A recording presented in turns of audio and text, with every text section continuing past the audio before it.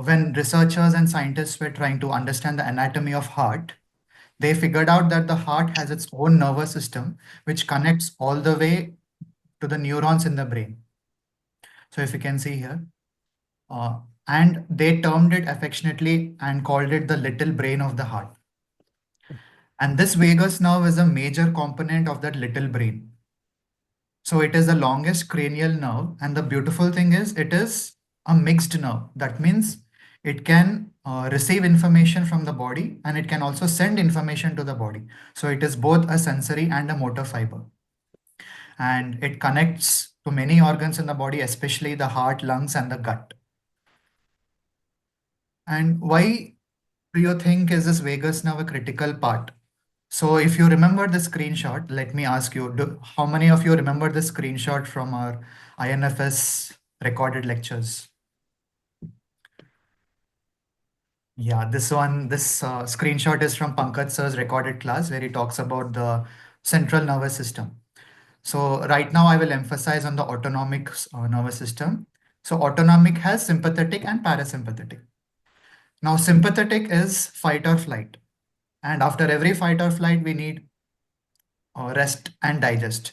So sympathetic helps you to fight or flight, and after sympathetic, parasympathetic comes into play, and it focuses on rest and digest.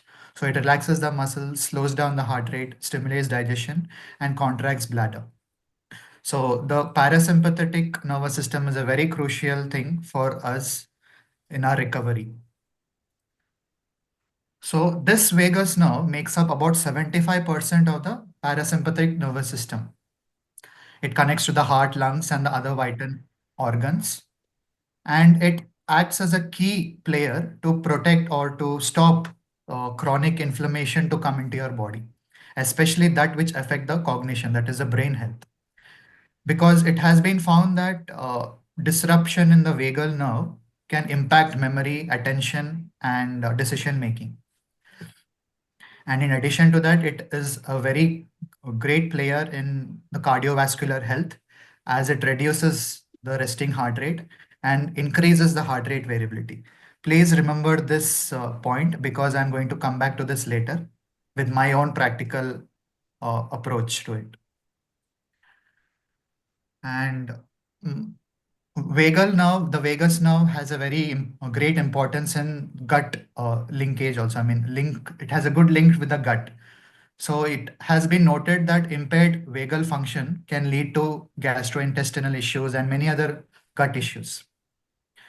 And because this vagus nerve is part of the PNS, parasympathetic nervous system, it helps with reducing stress and anxiety. And as I said before, it is a very good player, key player in cognitive function. It helps in attention, memory, and decision making, that is executive function. And if you remember, Pankaj sir had told in one of the classroom sessions, it is in the parasympathetic nervous system that we have recovery, very efficient recovery. So PNS is all about rest and digest, and stimulating the vagus nerve promotes restful sleep. So these things that you can see on the screen are some of the medical pathways. So they either put electrodes onto your neck, or they attach a device, or they use music. And all these devices send stimulation, they stimulate the brain with the help of frequencies and vibration.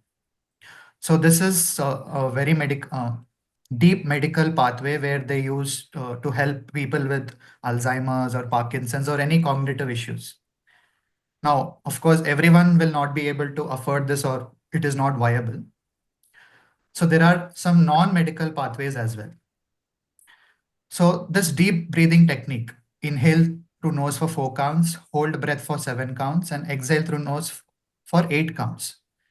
This is a technique that is used by US Navy SEALs while they are participating in a very stressful combat. So when they are in a combat, they use this tactical breathing to reduce their heart rate, or else their heart will just keep beating and it might explode also.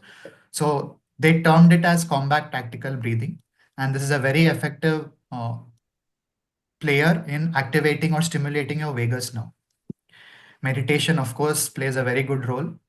regular physical activity after a fight and flight, after the body undergoes stress, the body activates the PNS to enter the rest state.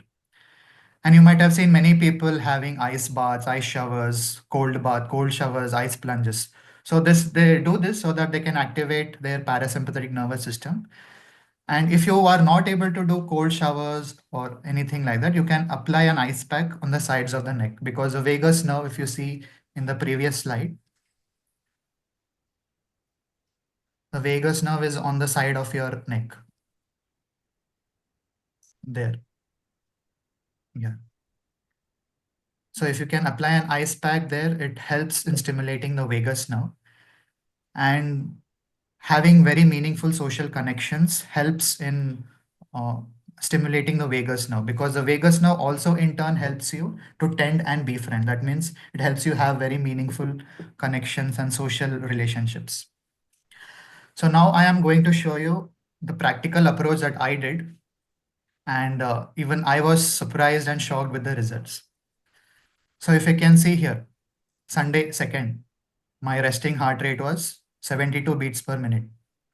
On 3rd, it was 71. On 6th, it was 70.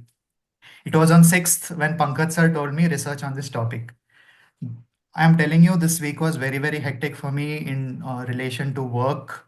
And I was worried about my core exam. And there are issues in my family. And we also had to do presentation on 8th.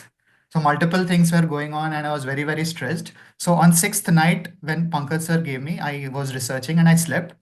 And if you can see here, the next morning when I woke up, my heart rate was like 177 beats per minute while sleeping. Like that is the heart rate I have seen when I do extensive, intensive cardio. And when I woke up, that was the first time I actually saw my heart rate while sleeping. And I myself was shocked. I was so freaked out that I put it on Facebook also, thinking JC will answer. And he actually did answer. And then I thought, man, this is really going bad. I have to do something.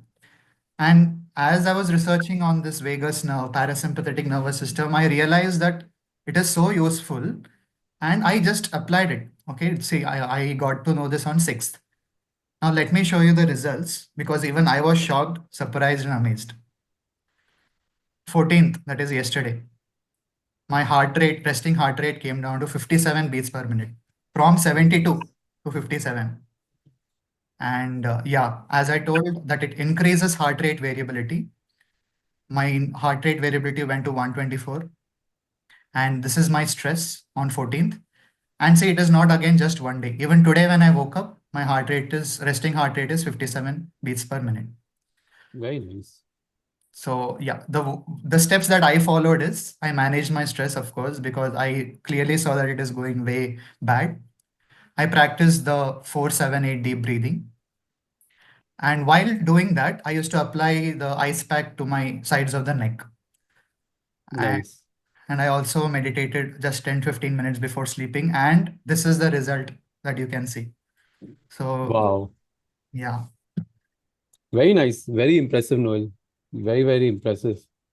I'm happy actually. I mean, someone heard what I was saying and actually researched and Yes. also applied, started, because research was just one part of it.